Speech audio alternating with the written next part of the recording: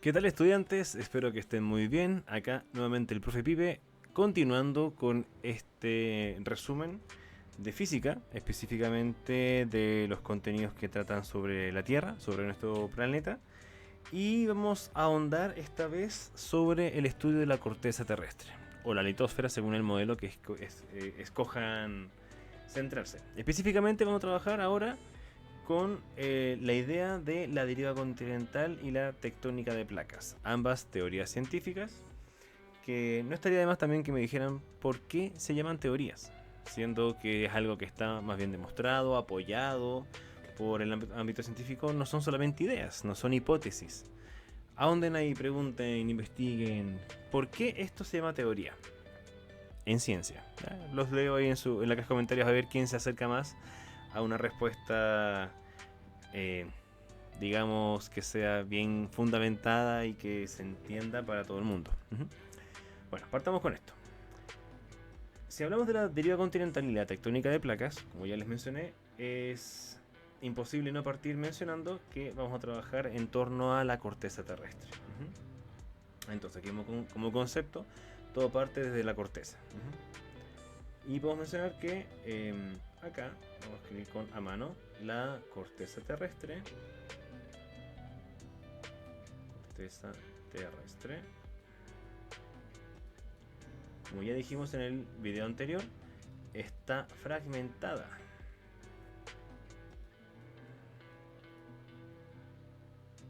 Fragmentada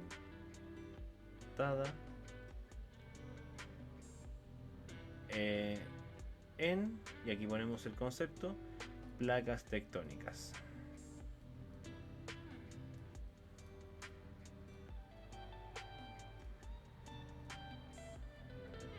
¿Ok? Entonces, ¿qué podemos decir sobre las placas? Podemos decir el cómo se mueven, el cómo interactúan entre ellas y cuáles son, ¿ya? Vamos a partir hablando sobre el cómo se mueven, haciendo referencia también al video anterior, a las distintas capas que tiene nuestro planeta. Entonces, las placas tectónicas se mueven sobre, a ver si se acuerdan, se mueven sobre la astenosfera, se mueven sobre la astenosfera.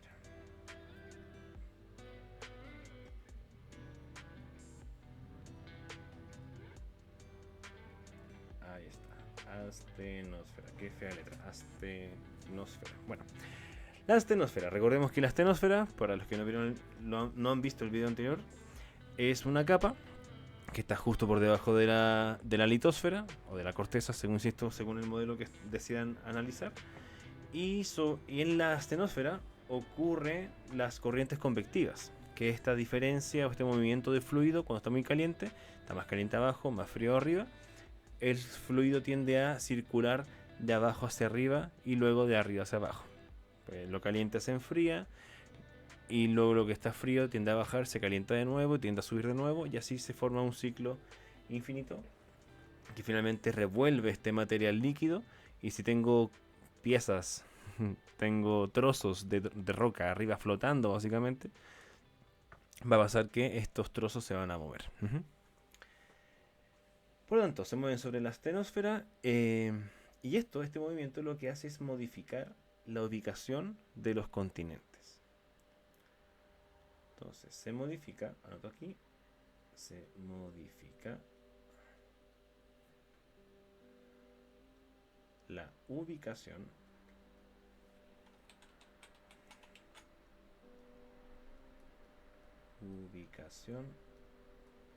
de los continentes.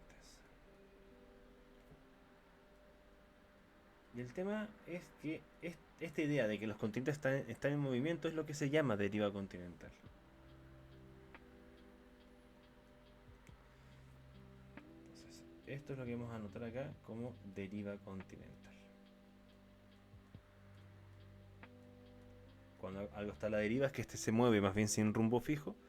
Bueno, los continentes también es un poco así, van con el tiempo, con los millones de años, no tienen un rumbo definido más bien, sino que como trozos que se mueven de manera un poco caótica arriba de un mar de magma que se mueve.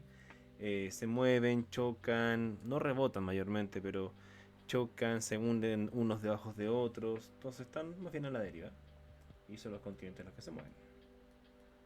Continental. Ahora, esta fue una teoría, digamos, en su tiempo, que costó ser aceptada. La planteó Alfred Wegener. Vamos por aquí, Alfred Wegener. La planteó. No recuerdo en qué año, no es tampoco relevante para este resumen. Pero en su momento tuvo muy poco apoyo de la sociedad científica. Aún así, él se basó en algunas cosas, hay cierta evidencia para apoyarse en esto, de ahí que es una teoría científica, no solamente una hipótesis. Y la evidencia que ocupó fue la siguiente. Vamos a destacar dos. Ya. O más bien tres.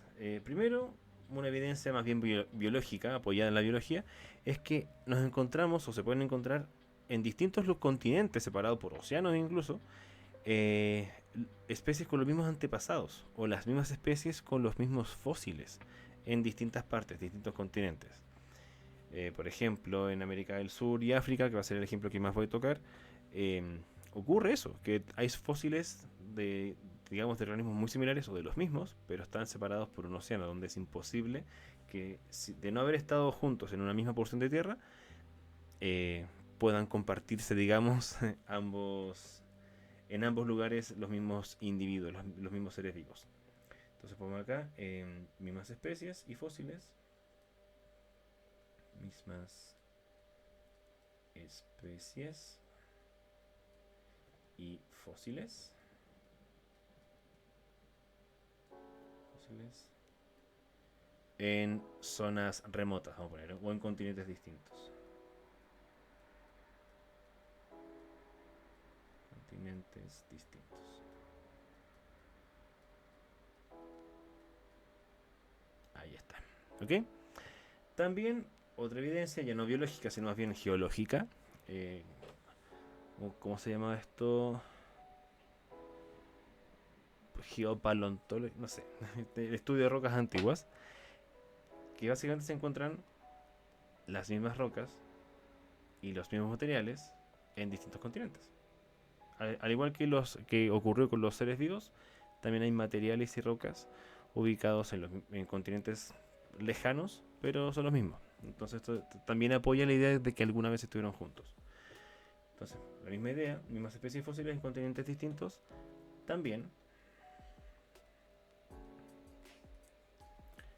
las mismas rocas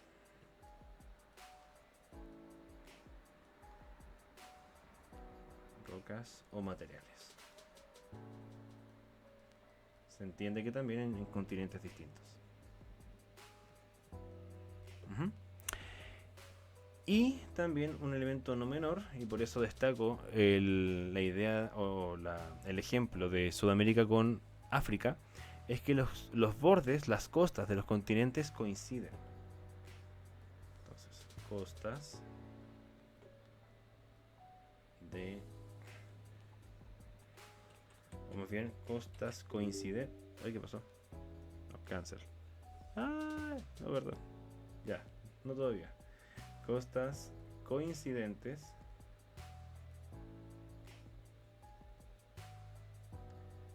entre continentes.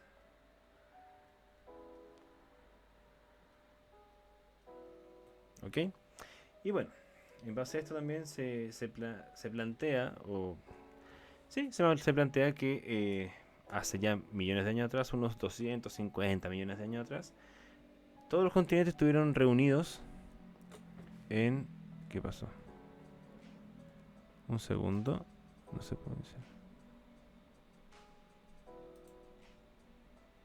Oye, sigue grabando. Perdón, es que me llegó un mensaje ahí del OBS, del programa que uso, y pensé que se había parado, pero no, estaba funcionando. Ok. Bueno, les decía que hace 250 millones de años atrás aproximadamente, todos los continentes formaban uno solo, que es el que se llama comúnmente, ya mitológicamente casi, Pangea.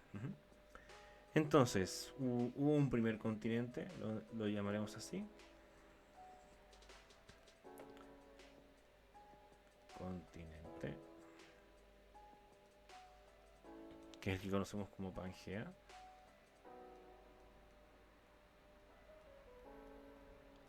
Y así también hubo un primer océano. Porque si hay una única masa de tierra que une a todos los continentes, todo lo demás es una única masa de agua. Y este primer océano tiene el nombre de Pantalasa.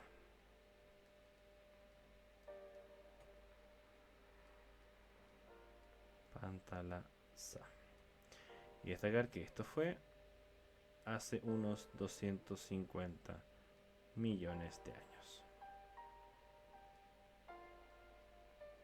¿Ok?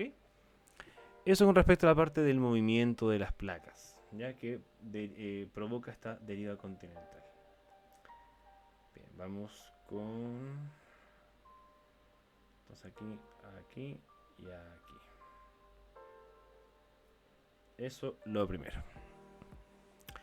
Bien, por un tema de espacio, aquí no lo ocupé tan bien.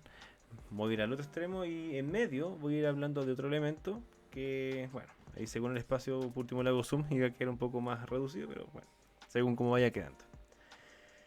Segundo tema, esto se mueve, ¿ya? Ahora, al moverse, las placas interactúan entre sí. Entonces, esta interacción entre placas es lo que vamos a llamar límites. Y hay de tres tipos, así que vamos anotando eso. Placas tectónicas entonces interactúan entre sí.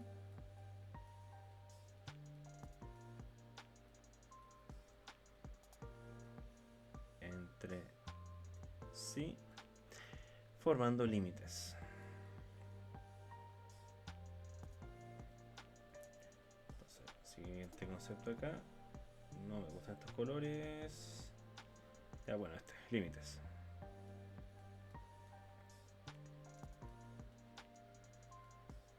¿Ok? Y nos encontraríamos, como les decía, con tres límites.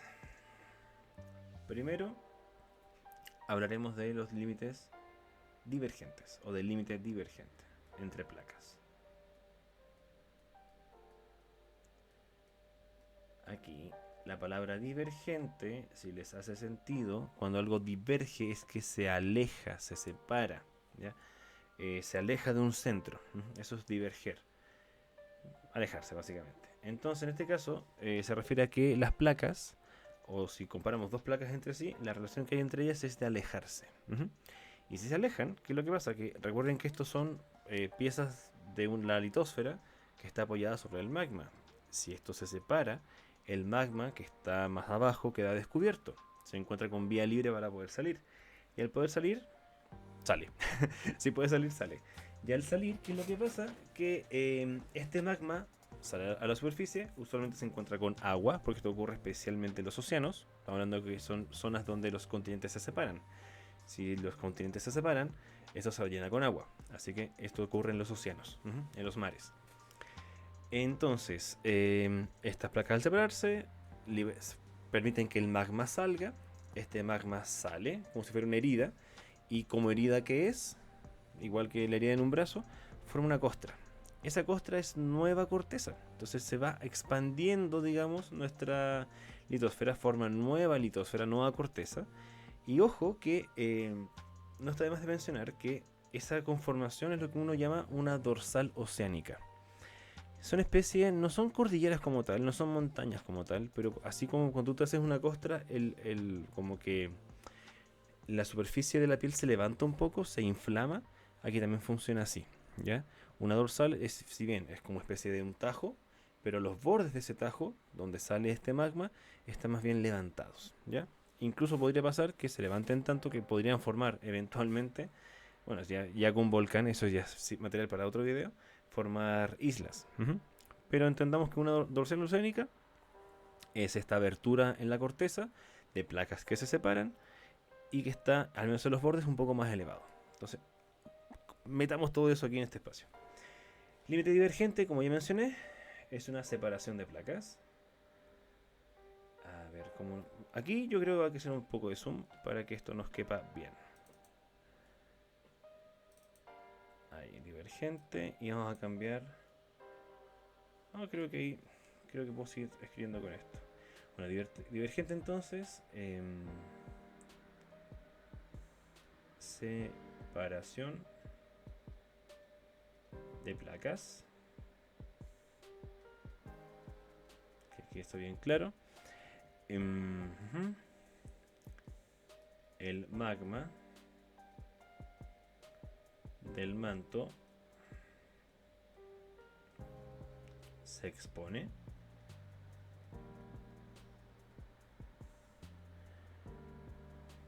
sube y se enfría.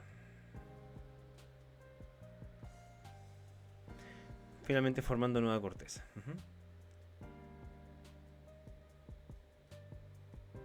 Formando nueva corteza.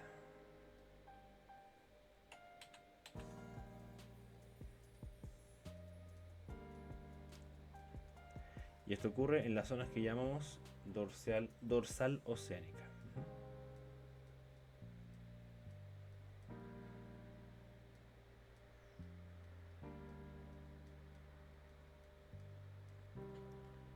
Perfecto. Creo que no queda nada fuera de este resumen.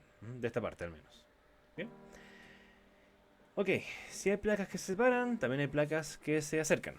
¿Ya?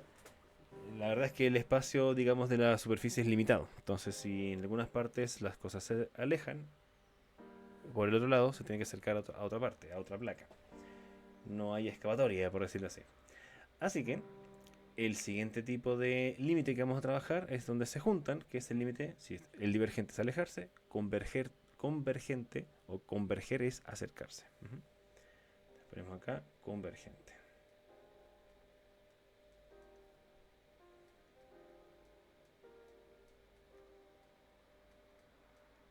Ahí está. ¿Ya? Entonces, como mencionamos, las placas aquí se juntan, se acercan. Acercamiento de placas. Acercamiento. Y choque. Y no solamente choque, sino que aquí también me detengo un poquito. Cuando las placas chocan, a ver, seamos claros, las placas ya chocaron hace millones de años. No es que estén rebotando y chocando continuamente. No es un placa, choca, se separa, choca. No, las placas ya se juntaron. Ya están chocando y se siguen empujando.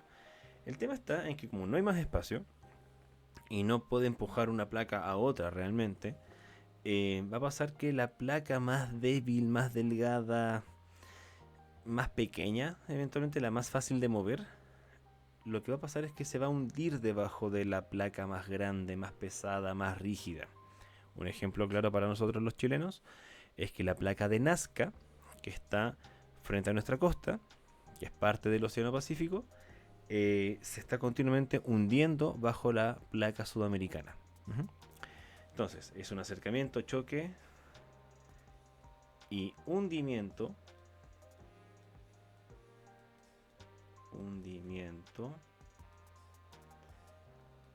De una. Aquí vamos a ser más específicos, quizás de una placa pequeña debajo de una, o bueno, hundimiento de una placa sobre otra, bajo otra. Hundimiento de una placa bajo otra. Eso también tiene un nombre, ¿ya? Si esto era en la dorsal oceánica, donde se separan las placas y hay un levantamiento o un engrosamiento de los bordes de este tajo, aquí cuando una placa pasa por debajo de otra, la que está arriba se arruga, se deforma también. O sea, este hundimiento, el que pase una placa debajo tuyo, no es como que te deje indiferente, ¿ya? Y aquí, bueno, esta parte se llama zona de subducción. Vamos a notar también. De subducción, digamos, sub hacia abajo, ducción, como hundirse, así lo entiendo yo al menos. Le ponemos acá entonces zona de subducción. Y aquí lo que se forma especialmente son las montañas y volcanes.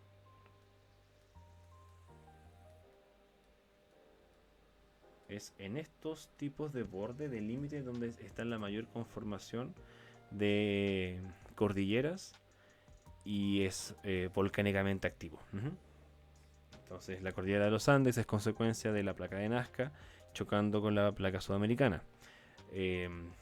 Otro que se me ocurra, la cordillera del Himalaya, donde está el Everest, es la consecuencia, ya muy antigua también, de el choque de lo que es India, entendida como la placa índica, con la euroasiática. Hace mucho ya que se consideran, según poco también aquí le preguntes, pero o son placas distintas o la misma placa, pero finalmente India antiguamente estaba separada de Europa, de Asia, y ahora, o sea, ahora, hace varios millones de años están juntas, y es por eso también que la cordillera, cada cordillera finalmente año a año crece un poco, ¿ya? Unos pocos milímetros o centímetros cada año. Un poco perceptible, pero de que crece, crece, ¿ya? Entonces aquí mencionamos una subducción, una palabra, cordilleras. Recordamos que una cordillera es un cordón montañoso, es decir, se forman las montañas y volcanes. Y el tercer tipo de límite, quizá menos común entre las placas, es cuando una placa simplemente pasa rozando a otra. Ni se aleja de ella, ni choca contra ella, sino que se deslizan una al lado de la otra. Y este límite lo vamos a llamar transformante.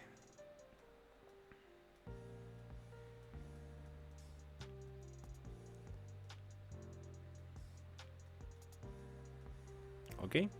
Y como menciono, la verdad es que es de los menos comunes.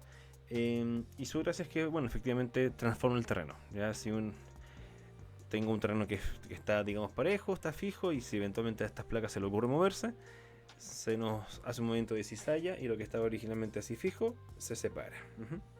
No es que se separe, sino que no se separa así, no se alejan, sino que se cambian de sentido, por decirse, para diferenciarlo de la divergente, pero creo que se entiende.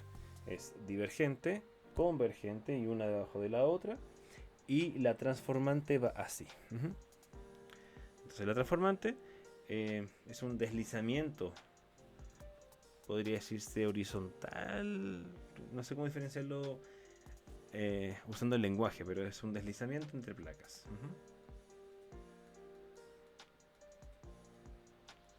Deslizamiento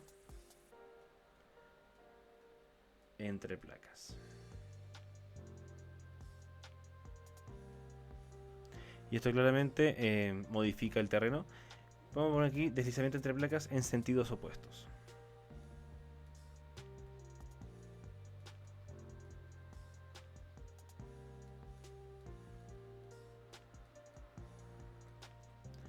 Creo que con eso basta para resumir todo esto de los tipos de límite. ¿Ya?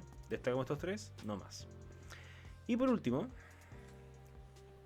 pero no menos importante, nombrar algunas de estas placas. Hay muchas.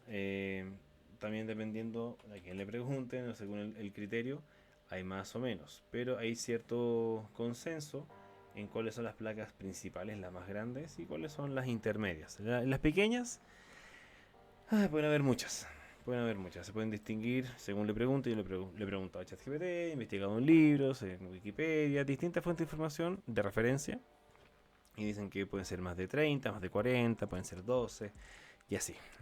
Entonces nos quedamos con distinguir algunas. Sí mencionar que entonces que hay de distintos tamaños. Ponemos acá las un poco más abajo, mantenemos esto. Las hay de distintos tamaños.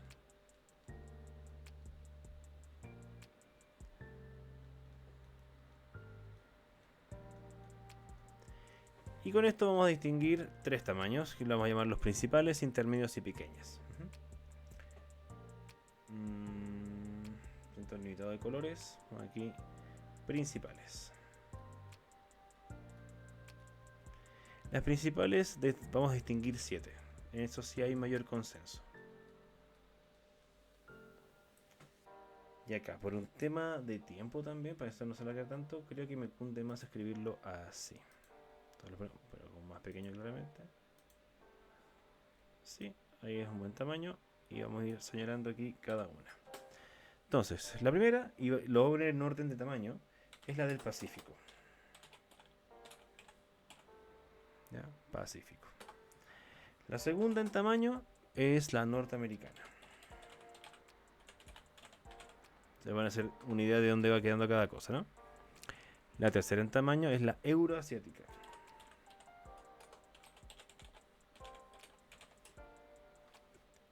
Que me faltó aquí el guión.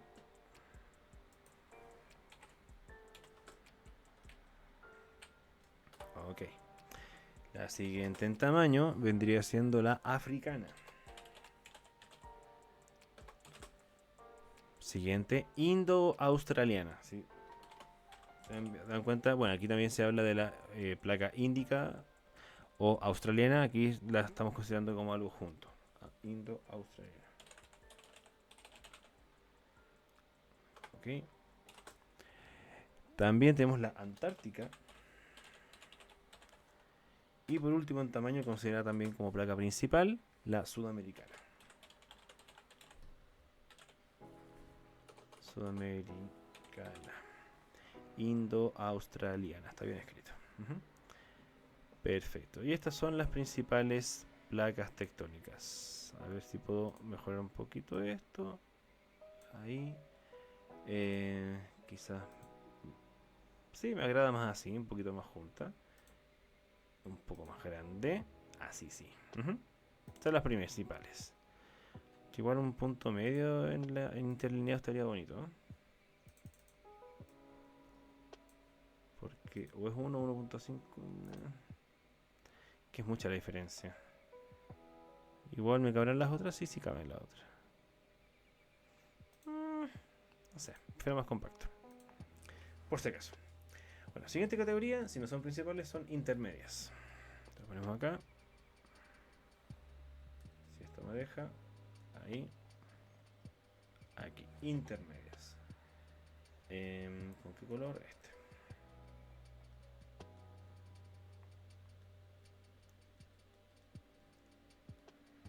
Aquí es donde entra la famosa y tan conflictiva placa de Nazca. Que de hecho es la más grande de las que podríamos considerar placas intermedias. Entonces, la primera de Nazca. De Nasaka. De Nazca, ahí sí. Luego viene la arábiga. O arábica. Luego del Caribe. Luego de Cocos.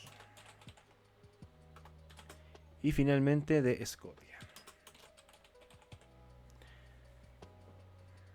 Insisto, esto es un resumen, no vamos a ahondar en el porqué del nombre de cada una, ni de tampoco tanto de la ubicación. Hay unas que son más obvias que otras.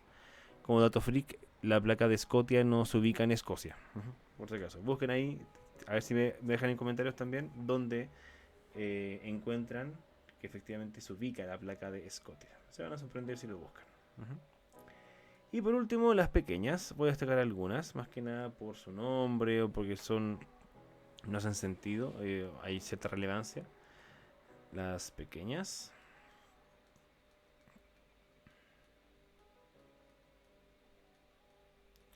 Y por nombrar algunas, de hecho voy a nombrar solamente 3 y luego hay un largo etcétera. Ponemos acá. La primera vendría siendo de Bismarck.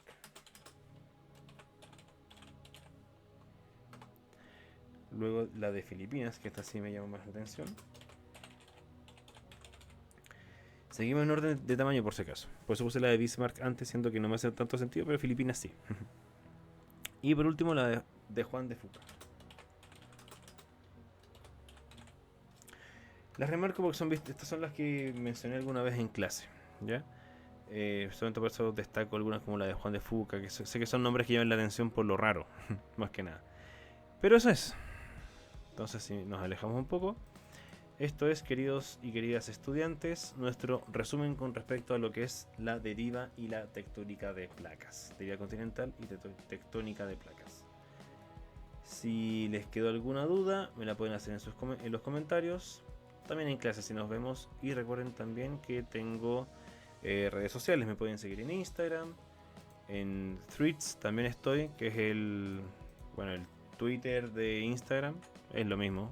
No subo nada nuevo realmente que no esté en Instagram. Pero bueno, les recuerdo aquí que dejen si les gustó el video y les sirvió, deja tu like, suscríbete, me ayudarías mucho. Y bueno, nos estamos viendo entonces en un siguiente video. Que estés muy bien, les mando un abrazo, un saludo y hasta pronto.